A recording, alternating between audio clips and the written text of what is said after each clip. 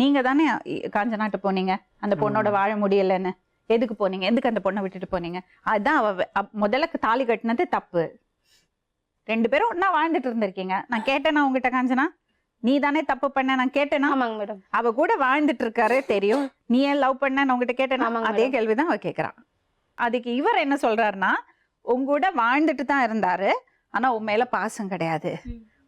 நீயே சொன்னியா நாங்க 2 பேரும் ஹஸ்பண்ட் அண்ட் ஒய்ஃப் மாதிரி கிடையாது, நான் வேற கல்யாணம் பண்ணாதான் இருந்தேன், அது ரம்யாக்கு தெரியும்னு இவர் சொல்றாரு. இப்ப இதுல யாரு போய் சொல்றீங்க? எனக்கு இவங்க மேம் நான் ஒரு நிமிஷம் சொல்றேன் கேளுங்களேன். இவங்க 2 பேருக்கும் மேரேஜ் ஆனது சத்தியமா காட் ப்ராமிஸா எனக்கு தெரியாது. அப்ப ஊர்ல கேளுங்க, ஊர்ல எனக்கு பஞ்சாயத்து பேசிட்டு இருந்தாங்க. என்ன பஞ்சாயத்து? நீங்க எதுக்கு 2.5 லட்சம் ரூபா வாங்குனீங்க? புரியல. 2.5 லட்சம் நான் யார்கிட்ட? இவங்கள்ட்ட என்ன ப்ரூஃப்? நான் வாங்கினேன்னு சொன்னாங்களா? யாரு வாங்கினாங்க? இப்ப வாங்கினா இவங்க அப்பா வீட்ல இருந்து வாங்கினாங்க மேடம். என்னத்துக்கு? என்னத்துக்குன்னு சொல்லு. அவங்க வீட்டுக்காருக்கு இது என்ன என்ன கேளுங்க மேம். நீ வாங்கவே இல்லையா? நான் அது அவங்க வீட்டு காசுல இருந்து நான் ஒரு பைசா கூட நான் எடுத்துக்கல. அப்ப யாரு வாங்கினாங்க? அவங்க வாங்கி ஊர்ல பஞ்சாயத்து பேசினாங்க மேம். அவங்க ஊர்ல என் ஹஸ்பண்டுக்கு ஃபர்ஸ்ட் நான் மேரேஜ் பண்ணியிருந்தேன்னா இவனுக்கு எனக்கும் பழக்கம் இருக்கு அப்படின்னு சொல்லிட்டு என்ன பண்ணிட்டாங்க, வாங்கி. இல்ல ஹஸ்பண்டோட வாழ்ந்துட்டு இருக்கும்போது இவரோட பழக்கம் ஆச்சா? ஆமா. ஏமா அப்படி? பழகிட்டோம் மேம். தப்பு இல்லம்மா, அது தப்புதான். அப்ப இவங்கள குறை சொல்ல அத சொல்றேனே, மேல கை வைக்க கூடாது சொல்லிடுறேன். அவ்வளவுதான். என்ன சொல்ற? இருமா என்னடி பண்ணுவ?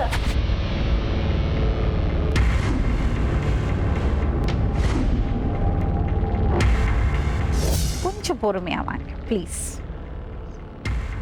இப்போ நீங்க 2 பேரும் கனெக்ஷன் ஆயிடுது, ஆனா அப்ப நீ உன் புருஷனோட தான் வாழ்ந்துட்டு இருந்த. அது நீ செஞ்ச ஃபர்ஸ்ட் தப்பு இல்லையா? தப்பு தானே? தப்பா இல்லையா? புருஷனை விட்டுட்டு ஏன் நீ சென்னை வந்த? உன் புருஷனை விட்டுட்டு? நான் எங்க மாமா பிடிச்சிருந்துச்சு வந்தேன், அவ்வளவுதான். ஆடா பாவி.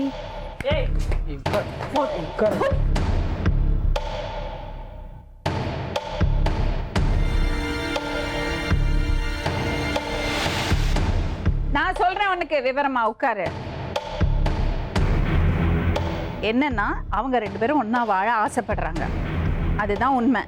உங்க கூட வாழ முடியும். நீ இப்போ இவ்வளோ பேர் இருந்துட்டு சொன்னா கேட்க மாட்டேங்கிற, எப்படி அவர் உன்னோட வாழ்வாரு? நீ டீ ஊத்தி கையெல்லாம் சூடு வச்சுட்டியாமே அவரோட கையில. என் கை பாருங்க. நீ உன்னோட கையில நீ ஊத்திக்கிட்ட, உங்க கையில ஊத்திக்கிட்டா சரி, அவர் மேல எதுக்கு ஊத்தின? நான் ஊத்துறேனா? சொன்னாரு இவரு.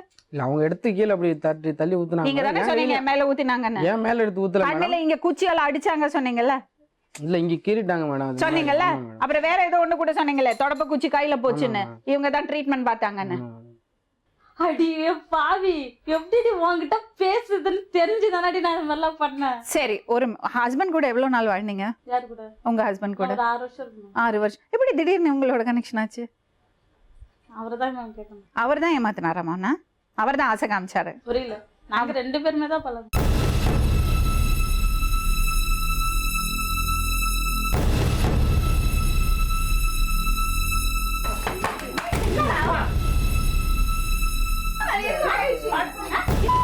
நான் விட்டு போறேன் அவனை. நான் ஒரு பிச்சை பட்டதால நான் தான் சொல்றேன். இதுக்கு மேல என்ன சொல்ல போற? சொல்றதுக்கு வேற ஏதாவது போய் இருந்தா சொல்லிடு. அவதான் என்ன ஏமாத்தி எல்லாத்தையும் என்கிட்ட இருந்து பறிச்சிட்டான்னு பார்த்தா நீயும் இப்ப அதே தான் பண்ணிருக்க. ஏன் ஆலியா, ஏன் இப்படி பண்ண? இந்த உலகத்துல பாட்டிக்கு அப்புறம் நான் யார் மேலேயாவது உயிரையே வச்சிருக்கேன்னா அது ஊ மேலதான் உனக்கு தெரியாதா?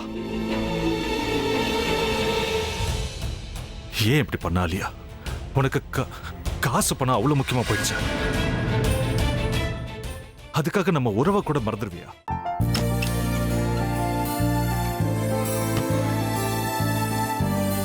சக்தி ஒரு நிமிஷம்.